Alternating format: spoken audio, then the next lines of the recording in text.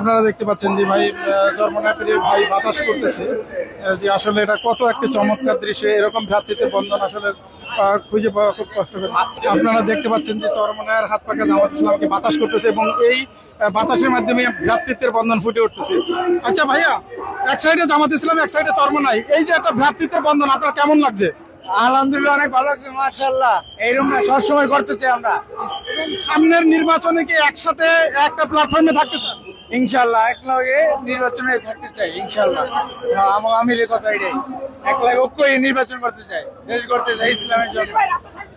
ভাইয়া, এই যে অনেক বছর পর আমরা দেখতে পাচ্ছি যে চরমনাই পীর এবং জামাত ইসলামে একটি ভ্রাতৃত্বের বন্ধন দেখতে পাচ্ছি, এটা আপনার কাছে কেমন লাগতেছে? আপনাদেরকে বাতাস খাওয়াচ্ছে অলরেডি দেখলাম।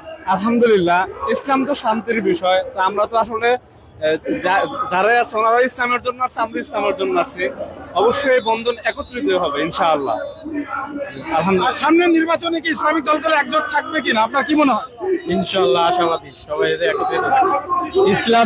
ইসলামের সীমাহীন সৌন্দর্য দেখে আমাদের সব ইসলামিক দলগুলো এক হয়ে যাওয়ার চিন্তা ভাবনা। ইনশাআল্লাহ সামনে সবাই ঐক্যবদ্ধভাবে নির্বাচন করবো, এই আশাবাদ ব্যক্ত করি ইনশাআল্লাহ।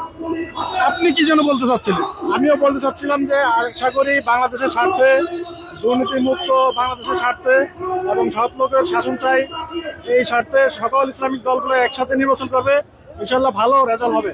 আশা করতেছি ইসলামী দলগুলোই ক্ষমতা যাবে, কারণ পূর্বের সরকার যেন ফ্যাসিবাদ ছিল, তার বিরুদ্ধেও কিন্তু ফ্যাসিবাদ একই কাজে দেশ চালাইতে চায়। কিন্তু বাংলাদেশের ইসলামী দলগুলোই একমাত্র সৎ লোক দিয়ে সংসদ গড়তে চায় এবং জনগণকে দুর্নীতিমুক্ত বাংলাদেশ দিতে উপহার দিতে চায়।